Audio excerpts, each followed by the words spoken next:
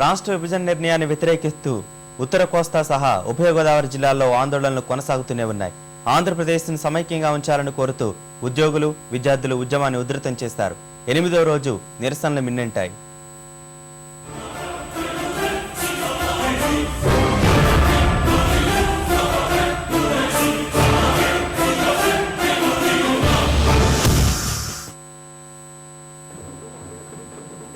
శ్రీకాకుళంలో సమైక్యాంధ్రకు మద్దతుగా నిరసనలు ఊపందుకున్నాయి. జిల్లా పురపాలక సంఘం ఉద్యోగులు వినూత్న రీతిలో ప్రదర్శనలు చేపట్టారు. ప్రస్తుతం రాష్ట్రంలోని పరిస్థితులను నాటకం ద్వారా ప్రదర్శించారు. నిరసనపేటలో ఉద్యోగ, ఉపాధ్యాయ ఐకాస మౌన ప్రదర్శన నిర్వహించింది. నోటికి నల్లగుడ్డలు కట్టుకుని ఉద్యోగులు నిరసన తెలిపారు. పలాసలో విధులు బహిష్కరించిన ప్రైవేటు ఉద్యోగులు సమైక్యాంధ్రకు మద్దతుగా నినాదాలు చేశారు. జీడీ కూడలిలో న్యాయవాదులు మానవహారం నిర్వహించారు.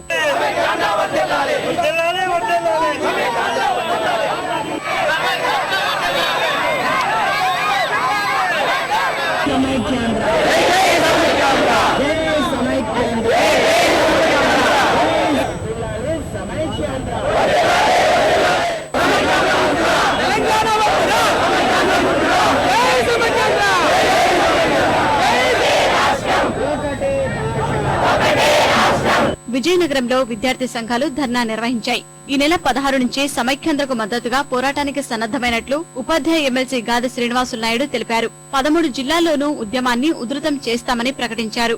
పిసిసి అధ్యక్షుడు బొత్స సత్యనారాయణ స్వగ్రామం చీపురుపల్లిలో ఆటో డ్రైవర్లు భారీ ప్రదర్శన చేపట్టారు. గరివిడిలో రిలే నిరాహార దీక్షతో పాటు వంట వార్పు చేసి సహపంక్తి భోజనాలు చేశారు.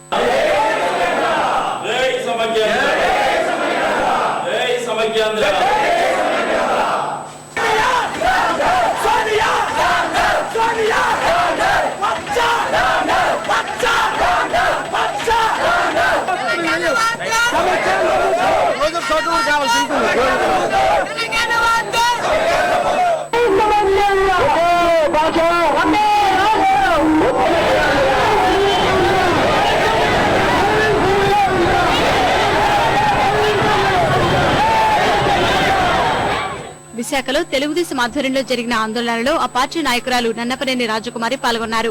రాష్ట్రాన్ని ముక్కలు చేసే అధికారం రాజకీయ పార్టీలకు లేదని ఆమె అన్నారు. రాష్ట్ర సమైక్యత కోసం నేతలందరూ రాజీనామాలు చేయాలని మంత్రి గంటా శ్రీనివాసరావు పిలుపునిచ్చారు. ఆంటోనీ కమిటీ ముందు తమ వాదనలు బలంగా వినిపిస్తామని ఆయన తెలిపారు.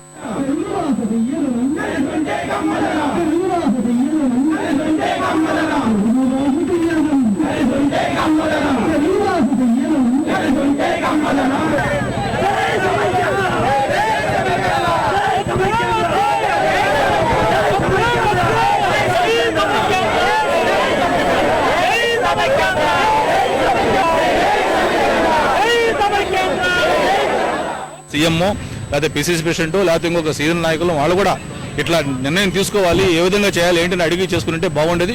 ఏదేమైనా ఒక నిర్ణయం తీసుకున్నా నిర్ణయం తప్పు ఈరోజు అని ప్రజలు భావిస్తా ఉన్నారు. అందుకే ప్రజలు పెద్ద ఎత్తున ఉద్యమిస్తా ఉన్నారు. ఏ రాజకీయ నాయకుడు కూడా ఆ ఉద్యమంలో పాల్గొనకపోతే ఆ ప్రజల్లో ఎల్లలేని పరిస్థితి వచ్చింది.